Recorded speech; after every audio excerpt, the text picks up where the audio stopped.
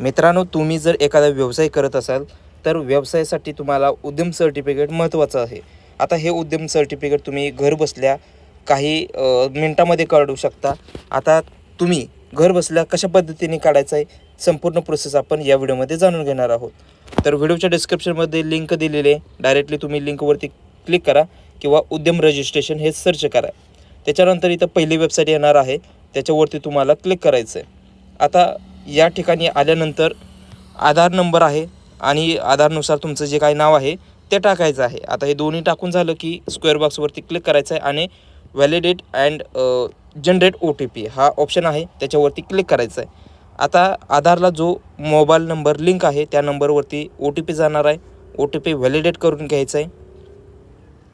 त्याच्यानंतर तुम्हाला pan verification करायचं आहे. आता तुमचं पॅन कार्ड किंवा जे बिझनेस आहे ते कशा पद्धतीचं आहे, पार्टनरशिपमध्ये आहे, सोसायटी आहे, ट्रस्ट आहे किंवा इतर काही असेल. आता स्वतःचं असेल तर एकल स्वामित्व एकल आहे ते ऑप्शन तुम्ही निवडायचं आहे. त्याच्यानंतर तुमचं पॅन कार्ड नंबर आहे, त्याच्यानुसार पॅन नंबर तुम्ही टाकायचा पॅन कार्डचा. जे नाव आहे पॅन कार्डचं तुमचं त्याच्यानुसार तुमचं पॅन कार्ड नाव, जन्मतारीख आणि स्क्वेअर बॉक्सवरती क्लिक करून पॅन व्हेरिफिकेशन तुम्हाला करायचं आहे. आता या ठिकाणी काही माहिती आहे ती पॅन कार्डनुसार घेतली जाणार आहे. ती ऑटोमॅटिक सिलेक्ट राहणार आहे, ब्लर होणार आहे. आता कंटिन्यूवरती क्लिक करायचं आहे. आता इथं बघू शकता तुम्ही ITR भरलेलं आहे का, पॅन कार्डनुसार तुमचं सांगणार आहे. आता भरलं नाही त्याच्यामुळे नोवरती ऑटोमॅटिक क्लिक आहे. आता GSTN आहात का, इथं माहिती अपूर्ण आहे. आता असाल तर हो, नसेल तर नाही, म्हणजे नो करायचं आहे. त्याच्यानंतर या ठिकाणी तुमचा रिटर्न डाऊन काय जी व्हॅल्यू आहे ती व्हॅल्यू तुमची जी आहे ती टाकायची आहे, जे मागच्या वर्षीची तुमची आहे ते टाकायचं आहे. आता त्याच्यानंतर तुम्हाला इथं पुढच्या साईडला येणार आहे ते तुमचा टर्नओव्हर आहे. रिटर्न डाऊन व्हॅल्यू म्हणजे काय, ते तुमचं टर्नओव्हर असणार आहे, तो टाकायचा आहे. त्याच्यानंतर ज्या वर्षीचा टर्नओव्हर आहे ते काय आहे, ते किती आहे ते तुम्हाला ही सगळी माहिती भरायची आहे. त्याच्यानंतर टोटल टर्नओव्हर आहे 2024-25 किंवा जे काय तुमचा आहे तो सिलेक्ट करायचा, टाकायचा आहे. त्याच्यानुसार तुम्हाला कंटिन्यू करायचं आहे. आता तुमच्या बिझनेसचे टर्नओव्हर तुम्हाला माहीत असणे गरजेचं आहे.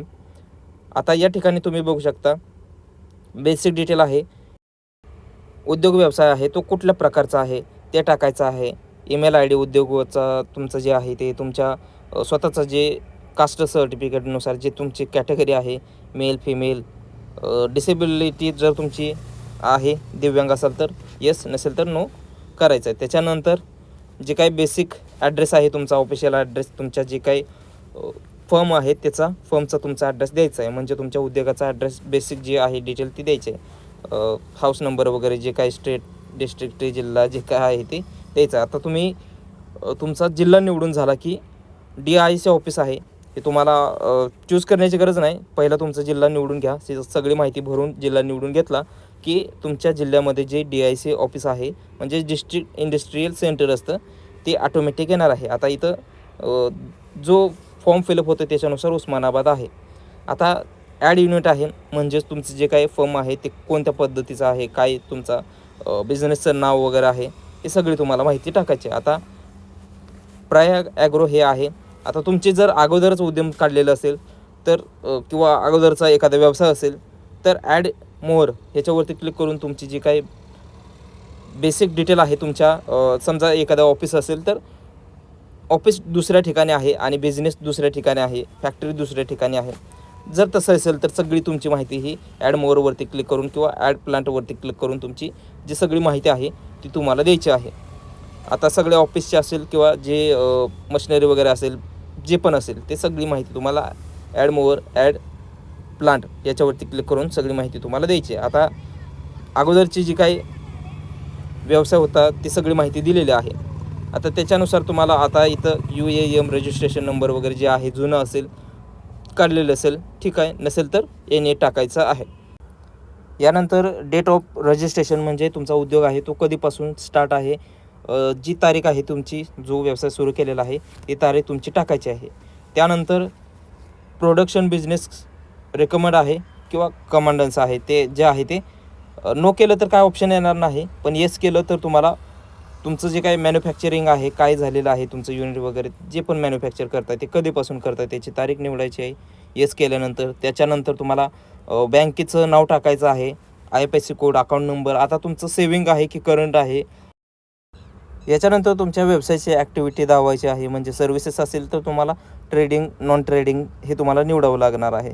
आता सर्व्हिसेस असेल तर नॉन ट्रेडिंग असेल तर तुम्हाला काय करायचं आहे, तुमच्या व्यवसायाचं संबंधित काही अक्षर तुम्हाला सर्च करायचं आहे. त्याच्यानंतर तुम्हाला इथं NIC कोड दाखवले जाणार आहेत, ते खालच्या साईडला ऑटोमॅटिक येणार आहेत. आता NIC डिजिट कोड जर तुमचं ऑटोमॅटिक आलं तर तुमच्या क्रॉपनुसार तुमच्या व्यवसायानुसार तुमचं कोड इथं ऑटोमॅटिक येणार आहे. ॲड मोअर ॲक्टिव्हिटीजवरती क्लिक करून पुन्हा तुमचा व्यवसाय जो आहे तो सिलेक्ट करा. जर आला नसेल तर संबंधीचे जे पण कोड असतील ते सर्च करायचं आहे.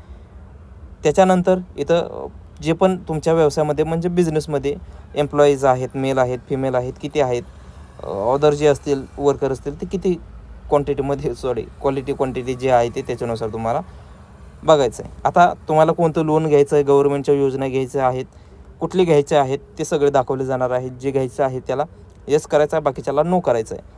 स्क्वेअर बॉक्सवरती क्लिक करून सबमिट करायचं आहे आणि फायनल तुम्हाला इथं OTP जाणार आहे. ओकेवरती क्लिक केलं की इथं तुम्हाला लोडिंग येणार आहे आणि OTP जाणार आहे.